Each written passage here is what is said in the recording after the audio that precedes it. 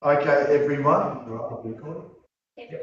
So 4:45, declaration of the opening of the special council meeting held on the 10th of July 2024 is made at 4:45 p.m.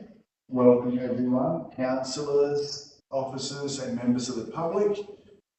So opening procedures, item 2.1 is the Shire of Northern would like to acknowledge the traditional custodians of the land in which we meet, and that is both the Ballarong and Whadjuk people of the Noongar Nation, and we pay our respects to elders past, present and emerging.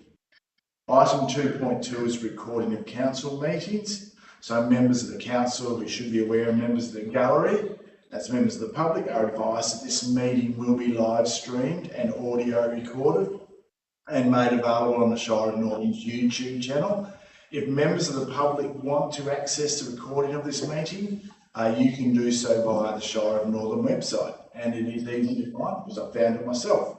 Item number 3 is attendance. 3.1 attendees. All councillors are present apart from Councillor Ryan, who I'll get to in a minute, and all staff are present apart from Jan is not here and me is here instead, so that'll be noted accordingly. And the rest of the staff, I can look at you, but I don't need to name you by name. So welcome everyone. Item 3.2, apologies, is from Councillor Ryan. He may arrive to this meeting during the course of it, and that will be noted as he comes in. We're on page 6 of the special council meeting. Item 3.3 is approved leaves of absence, that is nil. Item 3.4, absent, that is nil. Item number 4 is disclosure of interests. We do have one, that is for item 6.1, proposed change of use 143 Fitzgerald Street Northern. The CEO, Debbie Terrelling, has declared impartiality. The owner of the business is known to the CEO, so that'll be noted. As the item comes up, the CEO is going to lead us all in, I think, how to read the declarations. I don't know if you council members. When we get to the item. Yeah. When we get to the item, so you'll be showing us how to do it. Just notice 4:47. So that's the only disclosure of interest, and as councillors are aware, they can advise the meeting as the item comes up. Item number 5 on page 7 is public questions. We do have a member of the public who would like to ask a question. Yes, I'll just call you up so we can come up near the microphone, please. Yeah, thank you.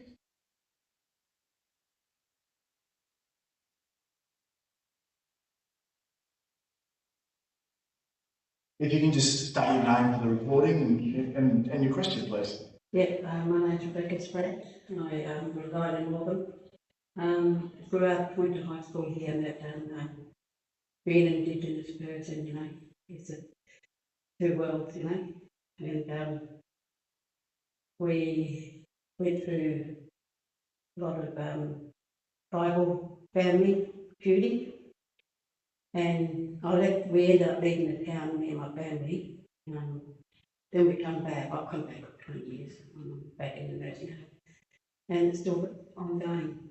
So I just want to address the council about because I worked when I left Northern. I worked out with other patrollers up in the Kimberleys, down Perth.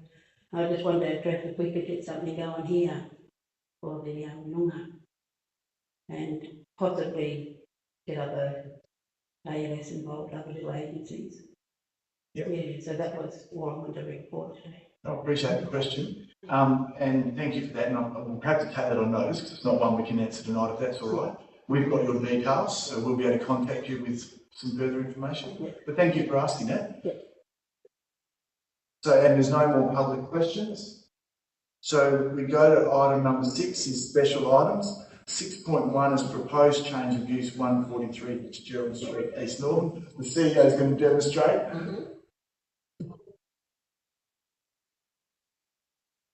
So, with regard to item, there's a matter in item 6.1 of the special council agenda. I disclose I have an association with the owner. The association is that the owner of the that the business is known to me. As a consequence, there may be a perception that my impartiality on the matter may be affected. I declare that I will consider this matter on its merits and provide advice accordingly. Thank you. Okay, so we have item 6.1, proposed change of use 143 Sherwood Street East Northern. What I'll do first, councillors, because it's a special meeting, we haven't had a chance to ask questions. See if there's any questions or queries from councillors in the first instance. Yes.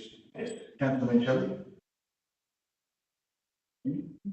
Just in relation to the provision of toilets for the patrons, my understanding is that that's not a requirement where there's less than 20 patrons seated inside the premises.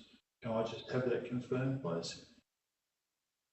Yeah, that's correct. Thank you. That's the cut-off of requirement, so that's correct. So sorry, that's correct. Any further questions, councillors? If not, we have a recommendation here on page 11. Councillor Michele is moving. Councillor Williams is seconding. Is there anyone likely to speak against? So all those in favour by a show of hands? That's 8-0, that's carried. So we now move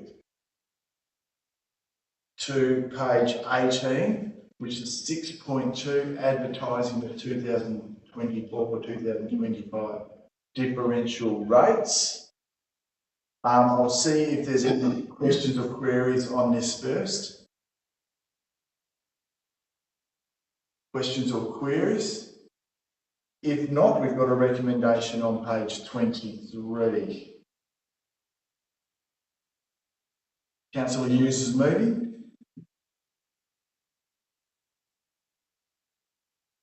I'll move the motion for sake of discussion. Oh, Councillor Michele seconding. Councillor Hughes moved. Councillor Michele second. Is there anyone likely to speak against? Councillor Biglin. So, Councillor Hughes. I've got nothing really to say about it. What's written. Thank you, Councillor Biglin. Thank you. The reason I'm going to speak against is I want to pose another foreshadow, an amendment to the recommendation, one that reflects an increase of 5.07% in the 24-25 differential rate in the dollar and a minimum payments. To achieve this, I propose to remove the Northern Recreation President fencing upgrade from the draft budget that will be presented to the council for the adoption. After having, one of my other reasons is that having gone through and watched both the budget reviews online as well as having a lengthy discussion through the budget yesterday with both Helen and the CEO, my reasons for taking out the fencing was the alternative was to take some money off the $550,000 that is just spread throughout the budget in relation to activities, i.e. the ballooning events, the 7%, the Northern Motorsports and things like that. I feel that the fencing is not a need at this point, a bit of tidy up and a bit of tightening of the fencing. And it would be okay. I'm not saying take it totally out, maybe look at it the half-yearly budget, but I think from a ratepayer's perspective, it is not warranted at this point. Thank you. Councillor Michele. Yes, Mr. President. We sat here the other night and debated a lot of the inclusions in the budget. And I think we were aiming for a 4.5% increase.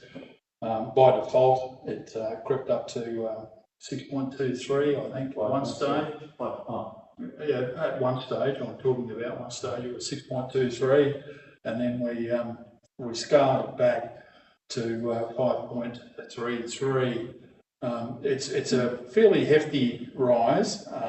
We were looking at 4.5 in the long-term financial plan, but there's a lot of expenditure items that we need to get on with, and yeah, sure, we could probably take a few 100 metres or 100 metres out of the road program and square the budget up to come back to 4.5%. But do we want to go down that path? I guess the $1 million question around the table is, are we going to take the plunge and run with 5.07, 5.33 or 4.5? Yes, that opens a debate. Is anyone else that's interested? Thank you, councillor. Any other speakers against? Question? Thank you. Please remind me how much we've actually currently got in the budget for that fencing, what we were left with. 30,000. Confirm it is 30,000. Yes, it is 30,000. Thank you. Question, I councillor. wouldn't come in here, just the minimum rate and what was the other one, and the rate in the dollar, or the rates in general? Because it all seems to be about the rates in general. This is more the minimum and the differential. No. That's what the recommendation is. The recommendation, Councillor Hughes, is this is all rates in the dollar, so we're adopting the rate in the dollar. It includes the rates in the dollar for the general GLB, differential and the minimum. So it's all rates in the dollar, and it's so we can advertise for 21 days before we adopt the budget. That's a lot. Councillor Girak, I believe, wanted to speak against the motion. Yes, thank you, Mr. President. Initially at the budget meeting, I was against adopting the budget for the fencing. So, in reviewing it and driving past the overall, I do agree with Councillor Biglin that the fence can be just tidied up a little bit. I think $30,000 probably not going to make a great difference to the way it looks and the security of the facility in the future. So perhaps if we just remove that item from the budget and reconsider it at a later date, just to ease the rate on our ratepayers, that would be maybe something what council consider. Thank you. Further speakers for? Councillor Atherton. During the workshop, we had a list of line items. Some of them we agreed with, some of them we didn't. The compromise that came through as part of the meeting was reducing the amount of money that was spent on stage one fencing, as well as reducing the amount of money that we put forward towards community events, as well as other things in the budget. Personally, I wouldn't have liked to have seen the long jump pit removed from the budget, but it is something that is beneficial to the community. At the end of the day, although 5.33 is a high percentage of rates, higher than we're used to putting forward, I do feel like these line items that have attributed to these rise in rates are beneficial for the community. And if we don't do them now, it'll be something we have to look at in the future. 5.33 isn't perfect, it isn't ideal, but if we have a look at other councils throughout the rest of Western Australia, we probably sit in the average to medium range. And I think wearing it this year will help us move forward in future years. Thank you. Further speakers against? Further speakers for? Councillor Hughes, you have the right of reply. I'll keep it very simple. I think everyone knows how they're going to vote. At this point in time, I'm pretty sure their minds are made up. Thank you for your summation, Councillor Hughes. So, all those in favour by show of hands? Reluctantly. That's 5. All those against? Now that actually needed 6, so that is lost. That's correct. We need an absolute majority of 6. Yes. Yeah, that's right. So 5-3. As long as Tamika can record all those.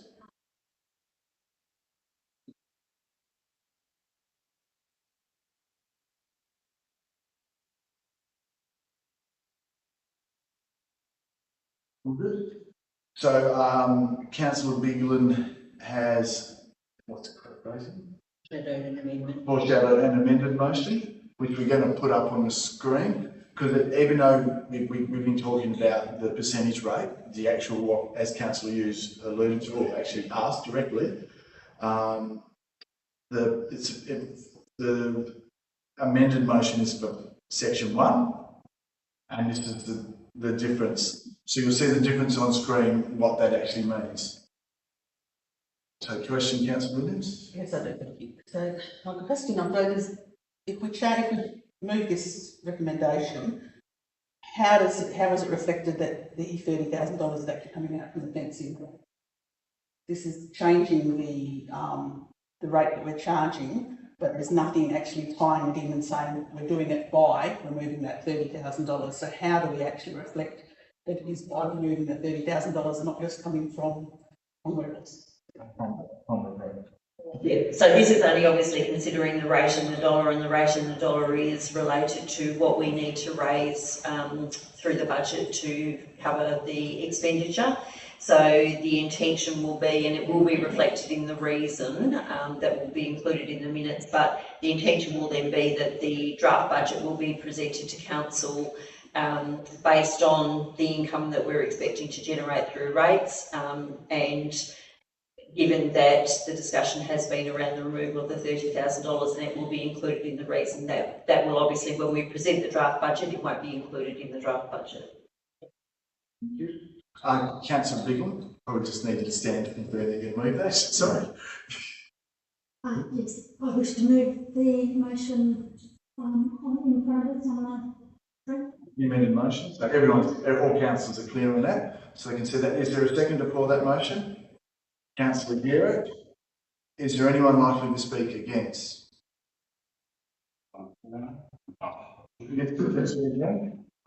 If this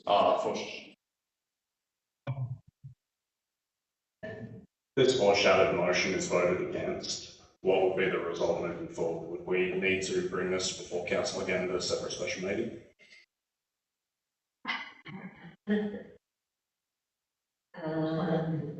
We would like to get probably some indication from council about what we should be modelling to bring forward, because we will have to bring it before council again, because we have to advertise for 21 days and we have to have a budget adopted by the end of August under the Local Government Act.